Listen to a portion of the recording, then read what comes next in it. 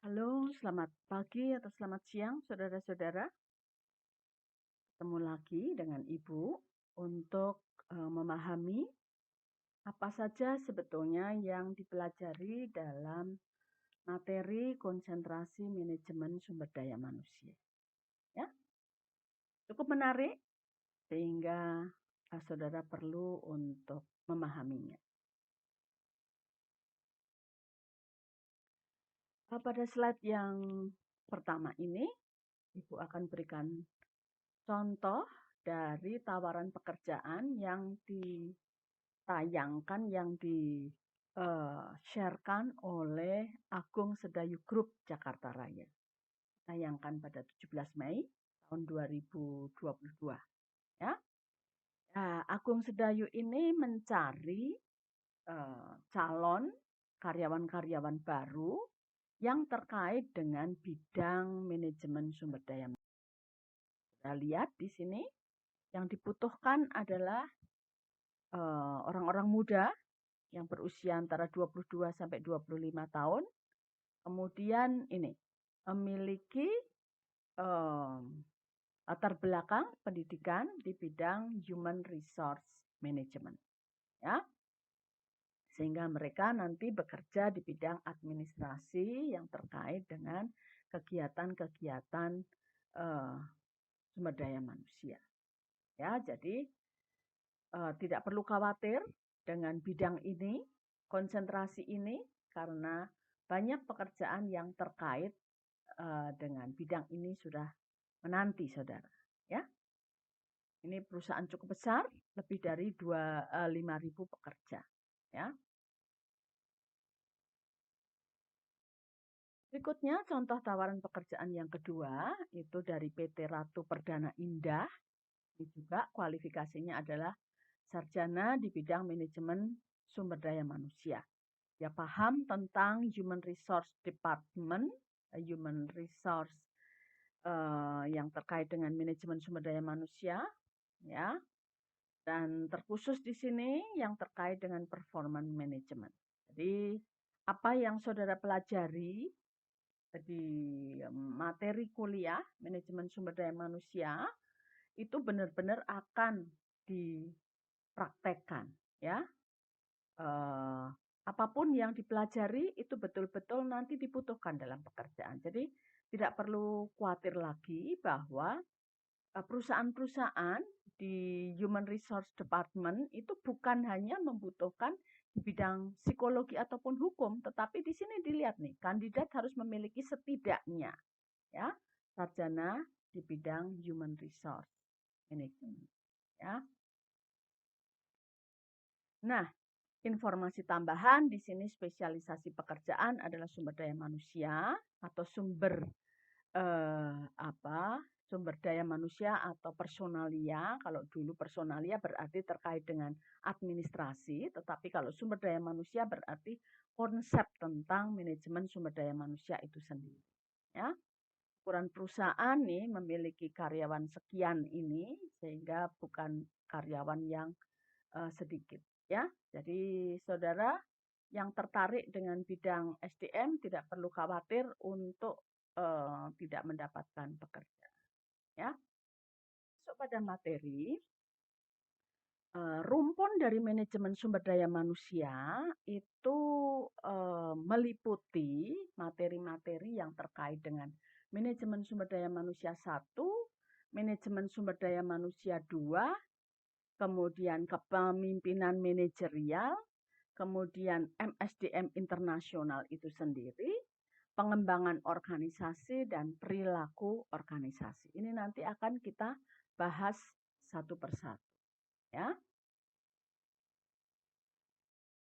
Terkait dengan manajemen sumber daya manusia, human resource management, itu memiliki pekerjaan inti adalah meng-hire, merekrut karyawan, kemudian mentrainingkan, dan memelihara.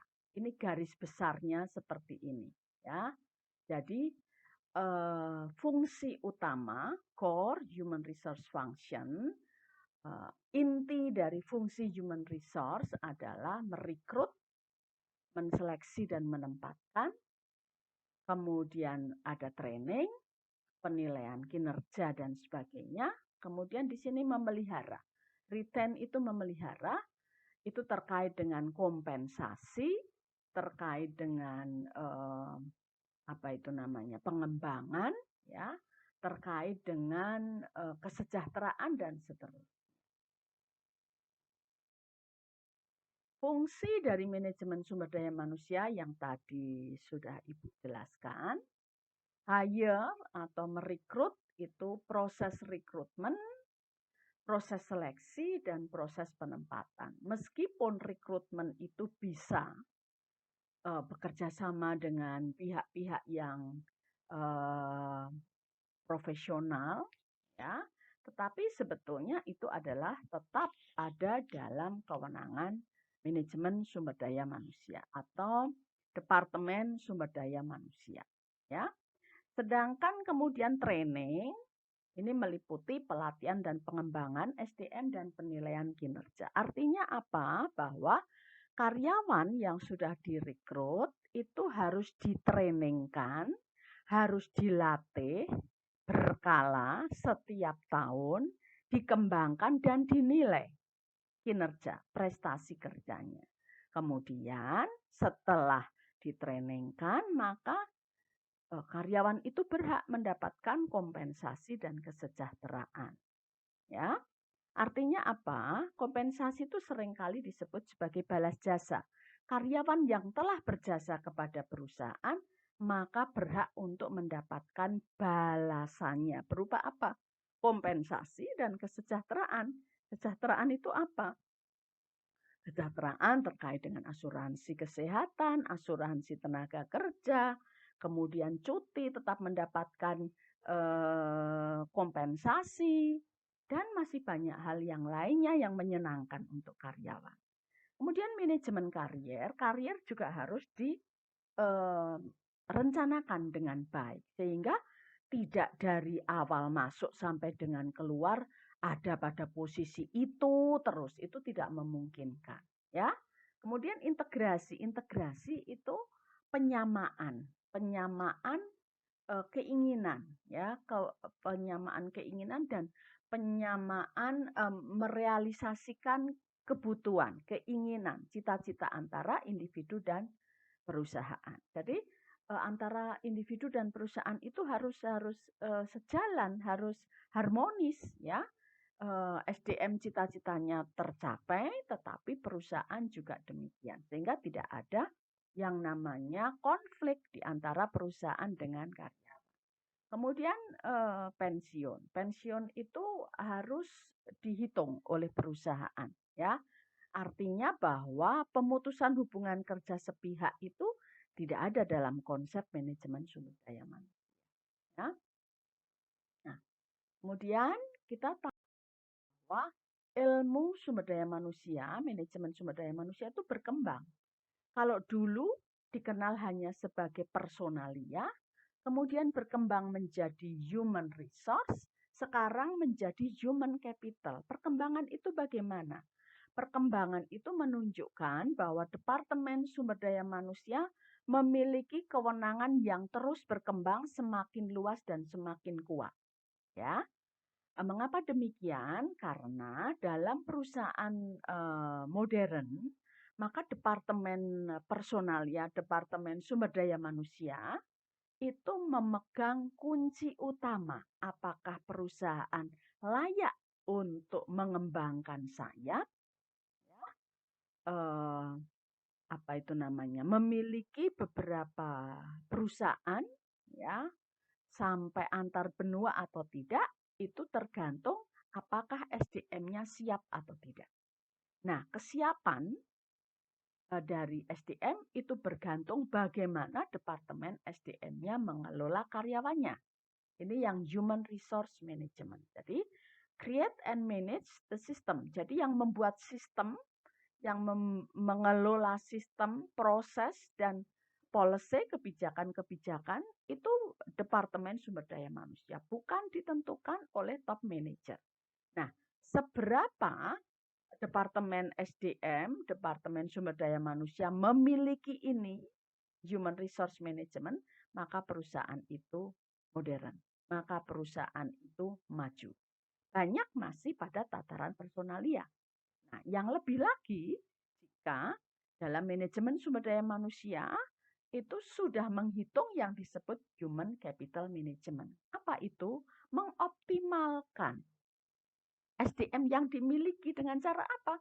Ditrainingkan, dikembangkan, dikirim kemana-mana untuk mengikuti perkembangan ilmu, teknologi, dan sebagainya. Sehingga jika SDM berkembang, ini sebagai investasi, maka perusahaan juga akan semakin berkembang. Jadi, cara pandang perusahaan yang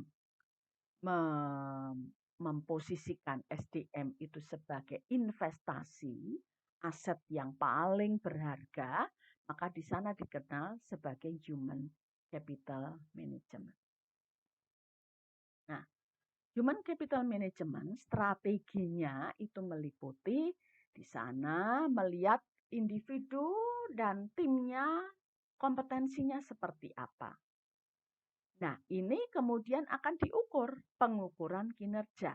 Jika karyawan ataupun tim yang terdiri dari individu karyawan itu belum memiliki kinerja yang baik, maka kemudian harus dikirimkan, ditingkatkan, ditrainingkan. Pengukuran kinerja itu memiliki konsekuensi pada penghargaan. Karyawan-karyawan yang berkinerja baik ya dihargai, reward. Reward itu bukan hanya dalam bentuk uang ya, tetapi bisa dalam bentuk penghargaan sertifikat, diberikan saham, ikut mengelola dan sebagainya. Itu akan mengembangkan SDM dan mengembangkan perusahaan. Kemudian di sini ada tim organisasi dan desain pekerjaan. Pekerjaan yang menantang, pekerjaan yang menyenangkan. Ini bagian dari strategi investasi pada SDM. Ya, jadi pekerjaan itu tidak boleh membosankan. Pekerjaan itu harus menantang. Pekerjaan itu harus memotivasi karyawan. Nah, untuk semuanya itu, perusahaan yang menerapkan strategi human capital tidak mungkin tidak melakukan perubahan. Maka di sana ada manajemen perubahan. Manajemen perubahan itu merupakan keniscayaan, tidak ada status quo, tidak ada yang statis. Semua adalah dinamis mengikuti perkembangan dari dunia industri itu sendiri yang terus berkembang. Ya. Nah, strategi human capital keberhasilannya ditentukan oleh kepemimpinannya juga nanti kita pelajari, ya. Dan juga lingkungan dari perusahaan yang itu dilihat dari norma-norma dan budaya organisasi. Ini semua yang akan dipelajari dalam manajemen sumber daya manusia khususnya human capital management. Kita masuk pada perilaku keorganisasian. Ini juga bagian dari rumpun manajemen sumber daya manusia. Inti dari perilaku organisasi itu ada 4 sebetulnya. Hanya 4 saja yang kemudian dikembangkan menjadi 14 kali pertemuan. Ya, yang masing-masing 3 SKS kan itu. Oke, yang pertama struktur organisasi. Struktur itu kerangka. Kalau organisasi itu dianalogkan sebagai manusia, maka struktur organisasi nanti kita akan lihat ya, itu sebagai kerangkanya. Organisasi tidak akan bisa maju tanpa kerangka. Manusia tidak akan bisa jalan ataupun duduk kalau tidak ada kerangkanya, ya. Jadi struktur organisasi nanti ada struktur yang bersifat hierarkis, kerucut, ada yang horizontal dan ada yang berbentuk jejaring. Itu struktur organisasi. Kemudian proses organisasi. Manusia tidak hanya butuh kerangka, tetapi dia harus memiliki aliran darahnya, ya, aliran nafasnya. Nah, proses organisasi merupakan aliran nafas itu sendiri. Nah, apa itu proses organisasi? Kegiatan yang penting. Apa itu? Komunikasi antara lain. Kemudian evaluasi kinerja, pengambilan keputusan, dan sosialisasi. Jadi ada strukturnya, kemudian kegiatan-kegiatan yang ada di dalam organisasi, itulah yang membuat organisasi berhasil atau tidak. Nah, kegiatan dalam organisasi ini, bahwa organisasi itu adalah kumpulan dari orang, dari manusia, maka di sana harus selalu didorong. Siapa yang mendorong? Leadernya, pemimpinnya. Jadi, ya, struktur itu kerangkanya, ini aliran-alirannya berupa kegiatan-kegiatan. Siapa yang melakukan? Yang melakukan adalah organisasi. Siapa organisasi? Kumpulan dari orang-orang yang punya tujuan yang sama, yang bekerja bersama-sama untuk mencapai tujuan yang ditetapkan secara bersama. Nah, orang-orang itu, unsur orang-orang itu harus selalu mendapatkan dorongan untuk mencapai tujuan. Siapa yang mendorong? Leader, pemimpin. Ya. Nah, di sini salah satu contoh ini struktur organisasi yang termodern, yang paling modern, ya, yaitu jejaring. Kita lihat di sini eksekutif ada di sini, ya, manajer-manajer di sini loh Bu kok, iya. Jadi semua itu hanya mendasarkan pada fungsi saja yang dituliskan di sini. Tidak ada pada posisi sebagai dia lebih daripada yang lain, posisi di atas daripada yang tidak. Jejaring itu menggambarkan struktur di mana fungsi saja yang diperhatikan. Ya, jadi di sini ada konsultan, ada partner-partner kunci, di sini ada manajer, ada eksekutif, ada human resource dan ada vendor. Jadi semua itu digambarkan hanya dasarnya fungsi yang saling bekerja bersama, saling mendukung. Ya, Ibu berikan contoh, nanti benar-benar mata kuliah akan kita pelajari satu persatu, tetapi ini intinya saja. Ini struktur organisasi dari Apple. Ya, Apple yang dipimpin oleh Steve Jobs, ya, ini bentuknya sebetulnya juga jejaring ini, ya. Saudara akan bisa melihat ini nama-nama orang yang ada di sini, ya. Steve Jobs sebagai CEO-nya. Dan ada yang di sini semua adalah profesional-profesional. Nah, jadi struktur organisasi Apple itu juga dalam bentuk jejaring. Adalah struktur organisasi Facebook. Nah, ini yang disebut dengan hierarkis. Tetapi hierarkis itu berjenjang artinya, ya. Struktur berjenjang, tetapi jenjangnya itu hanya sedikit. Ini lihat nih, CEO, kemudian lapisan yang di bawahnya, bukan ini ya, board of directors, ini adalah staff sifatnya, ya. Jadi dia mendampingi CEO, bertanggung jawab CEO, tetapi director-director di sini tidak punya kewenangan untuk memerintah karena tidak ada garis ke bawah, ya. Jadi CEO langsung membawai ini.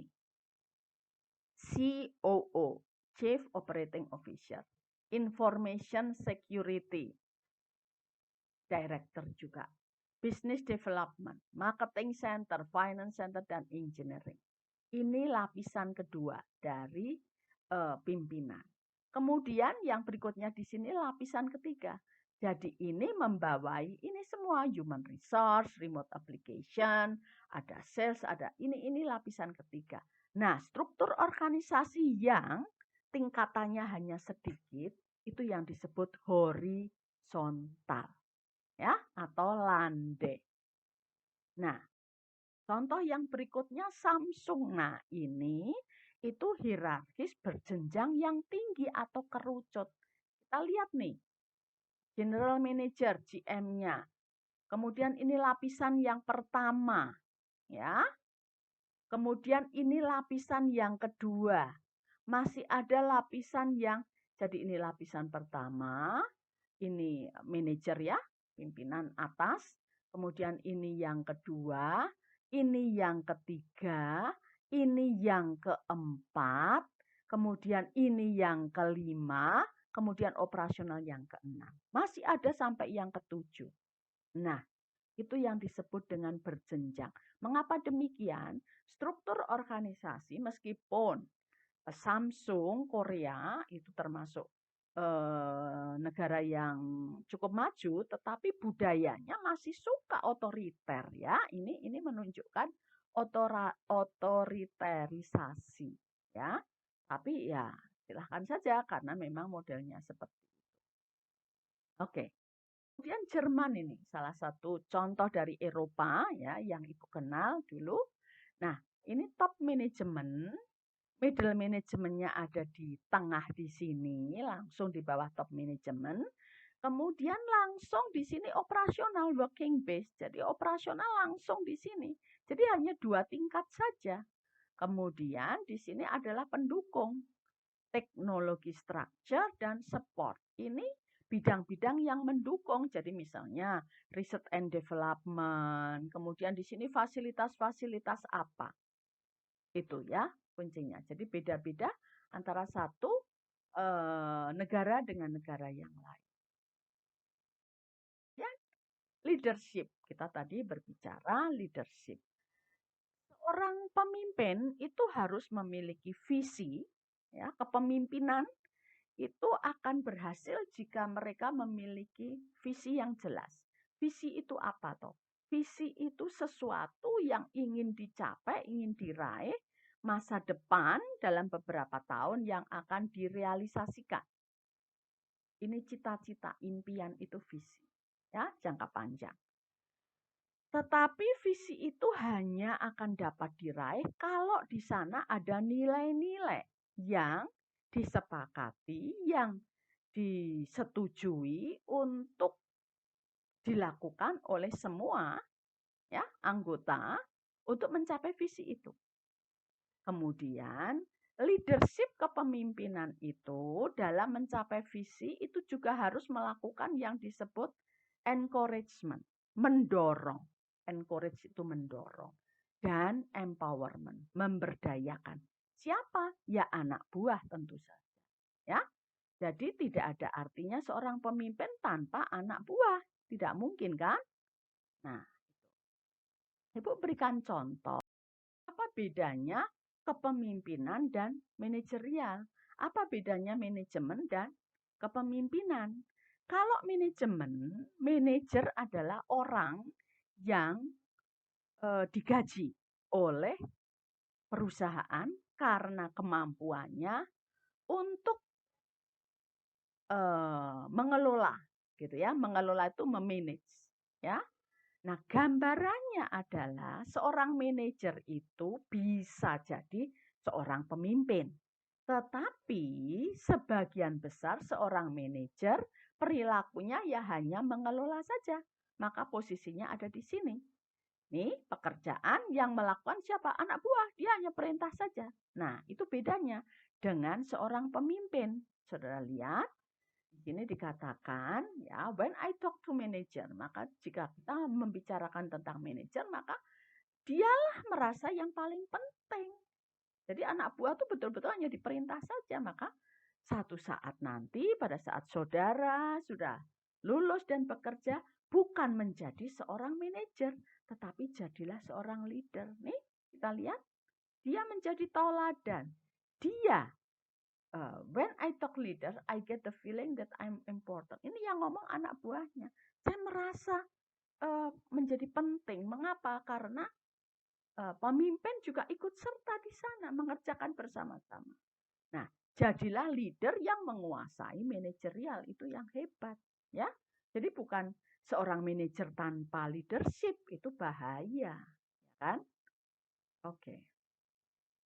Nah, kegagalan itu bukanlah kegagalan. Kalau saudara mau belajar dari apa yang terjadi pada saat saudara gagal. Jadi sebetulnya itu bukan satu kegagalan, tapi pelajaran untuk saudara meraih apa yang saudara inginkan. Ya, jadi yang gagal, yang belum berhasil, nggak usah kecil hati.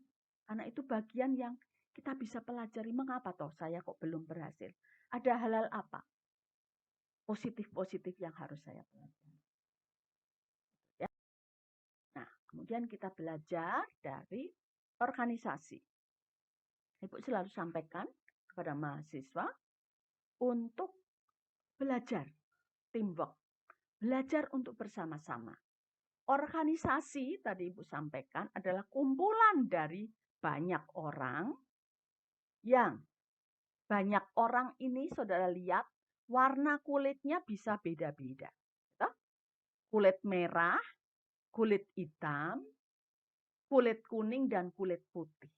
Ini diversity, menggambarkan etnis kita yang berbeda-beda. Ini ciptaan Tuhan semua.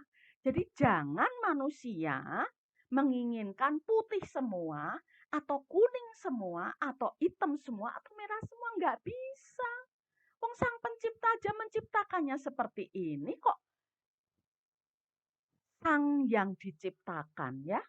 Orang yang diciptakan, manusia yang hanya ciptaan, kok mau mengubah dibuat seragam semua, hijau semua, biru semua, kuning semua, ini apa-apaan?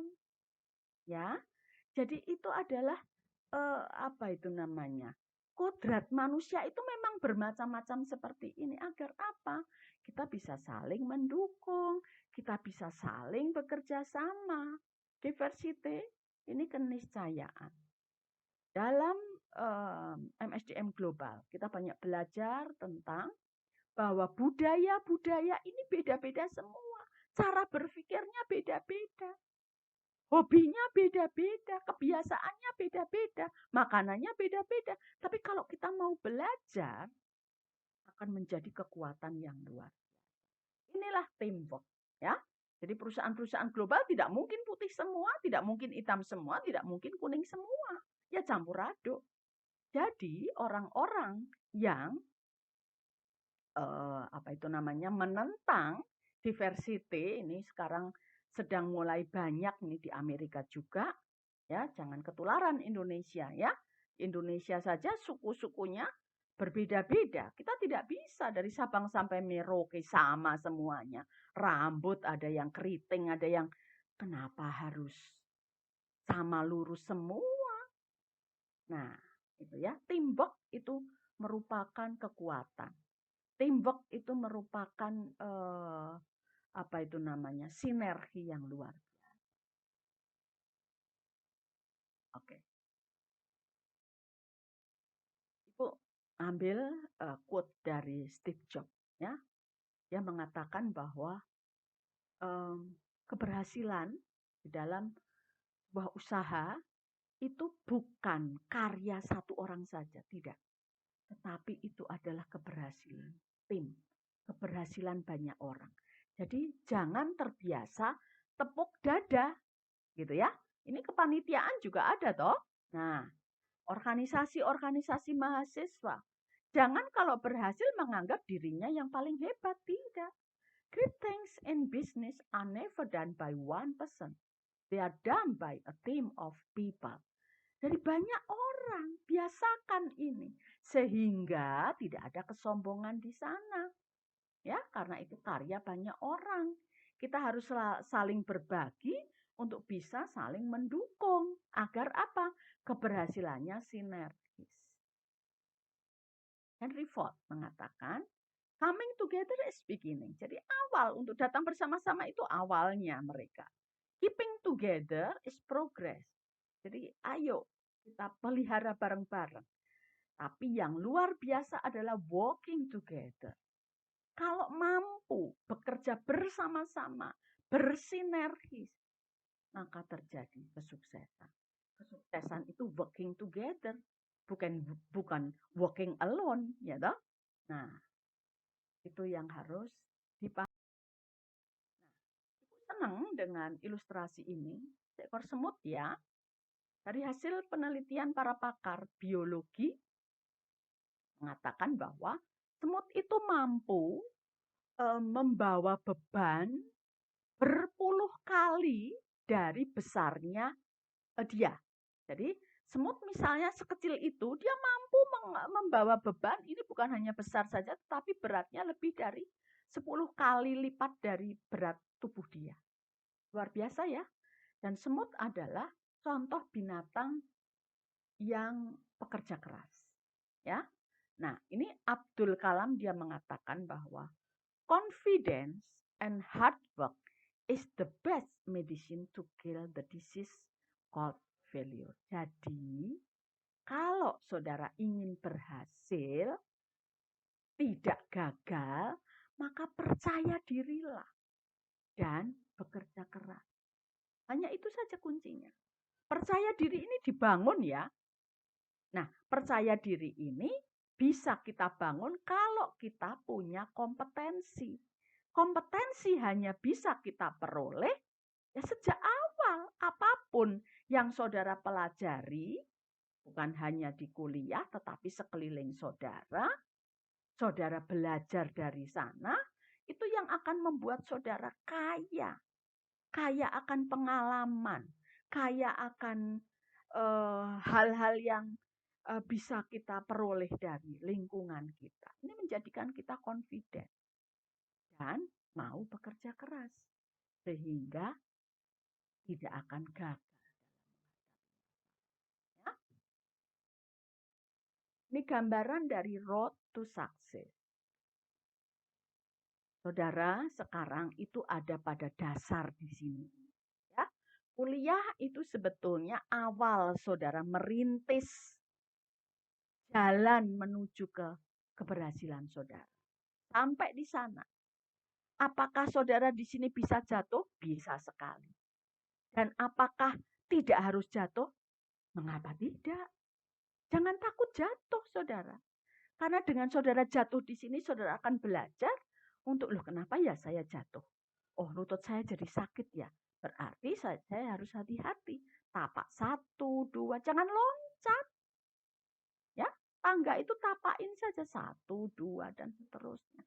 Semakin saudara tekun untuk menapaki, kaki saudara akan semakin kuat, lutut saudara kuat, sehingga sampai akhirnya saudara di puncak.